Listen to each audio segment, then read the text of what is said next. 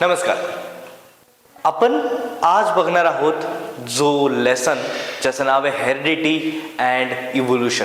याच पद्धतीने प्रत्येक एक लेसन हा 15-15 मिनिटाच्या सेशन्समध्ये असेल आणि मॅक्सिमम त्याचे 3 सेशन्स असतील. त्यापेक्षा जास्त एकही सेशन नसेल, जेणेकरून तुम्हाला तो रिवाइज करण्याची जास्त वेळ लागणार नाही.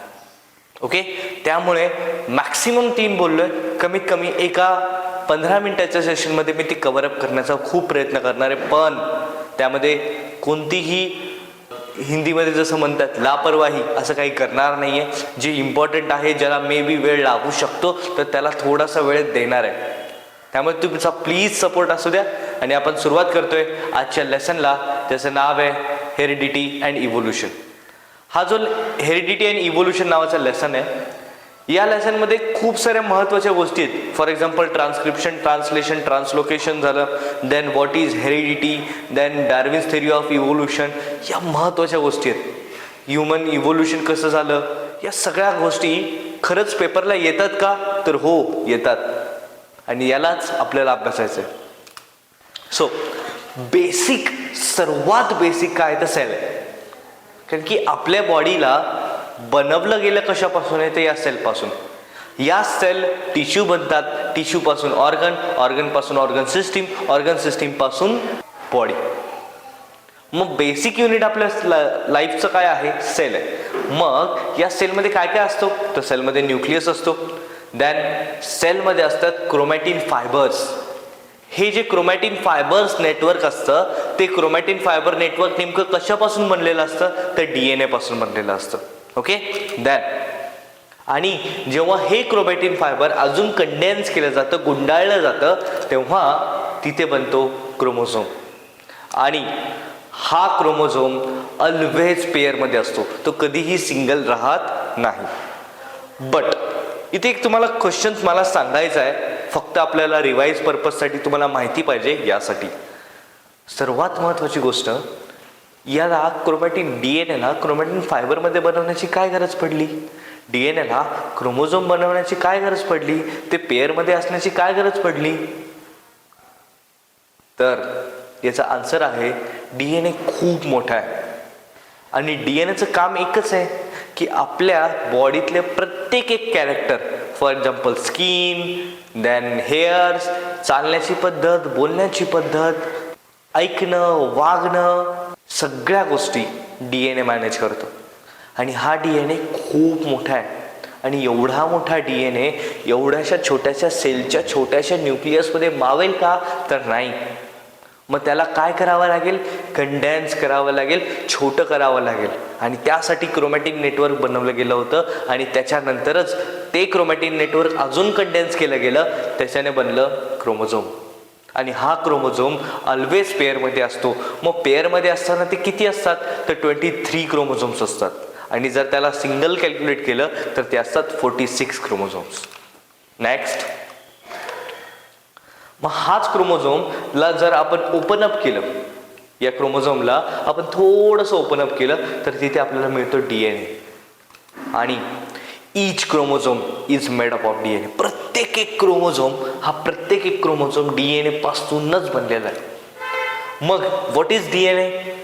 Deoxy रायबोन्यूक्लिक acid.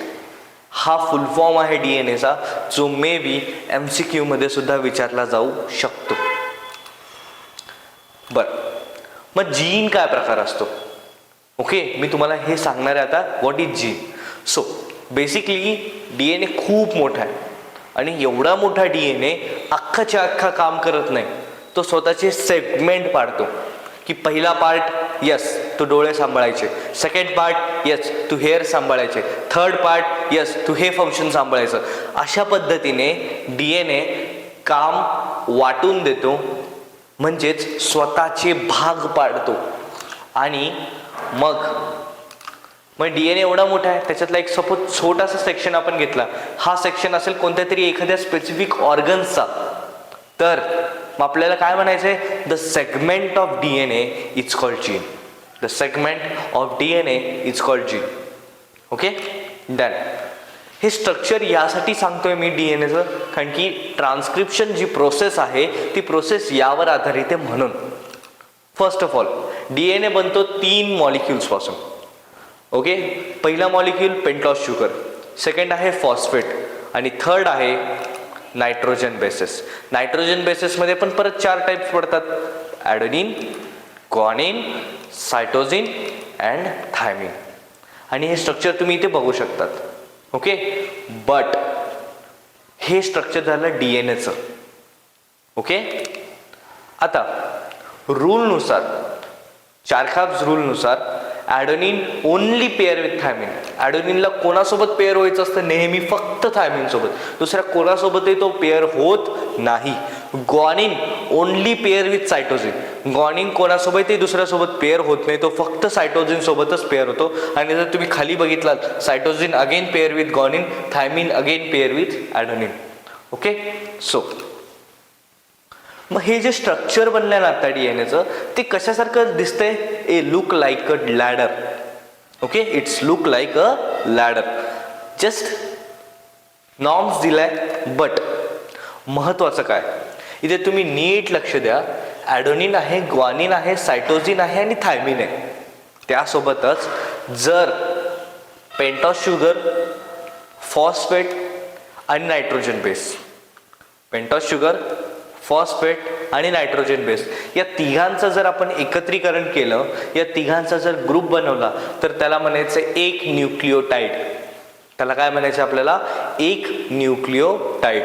आणि जर हे 3 न्यूक्लिओटाइड एकत्र केले, जर हे 3 न्यूक्लिओटाइड आपण एकत्र केले, तर याला म्हणायचं एक कोडॉन, ज्यालाच आपल्या पुस्तकाच्या भाषेत म्हणतात ट्रिपलेट कोडॉन. मग ट्रिपलेट कोडॉन काय असतात? तर ट्रिपलेट कोडॉन म्हणजे एक नायट्रोजन बेस, एक पेंटॉस शुगर आणि एक फॉस्फेट यांचे तिघांचे ग्रुप म्हणजे एक कोडॉन. आणि तसंच त्या या स्टँडवर पण असतं एक कोडॉन. तिकडे एक ट्रिपलेट कोडॉन, इकडे एक ट्रिपलेट कोडॉन.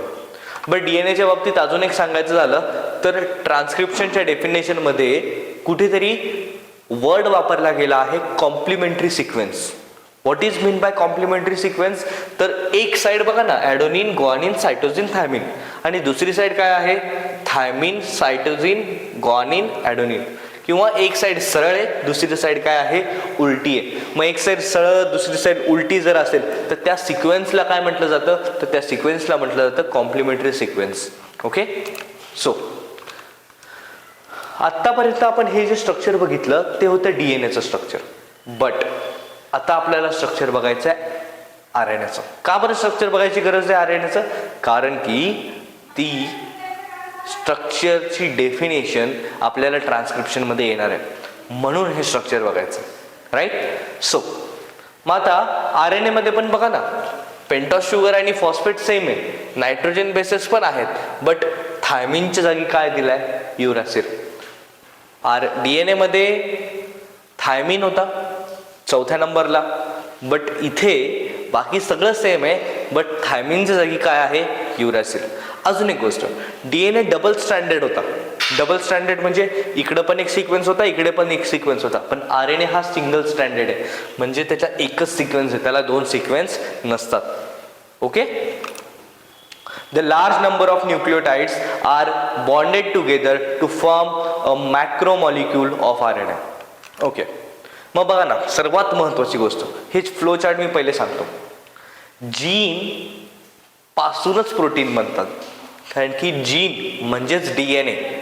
जीन म्हणजेच डीएनए. त्या डीएनए कडे रेसिपी आहे की कसं प्रोटीन बनवायचं. बट डीएनए स्वतः काहीच करू शकत नाही.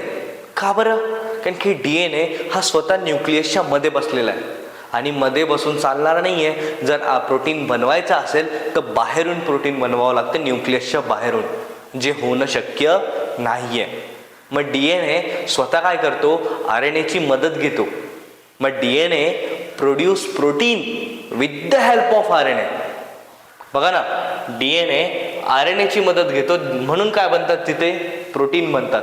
आणि या प्रोसेसलाच आपल्याला म्हणायचंय central dogma. DNA produce protein with the help of RNA. It is called as a central dogma. Okay.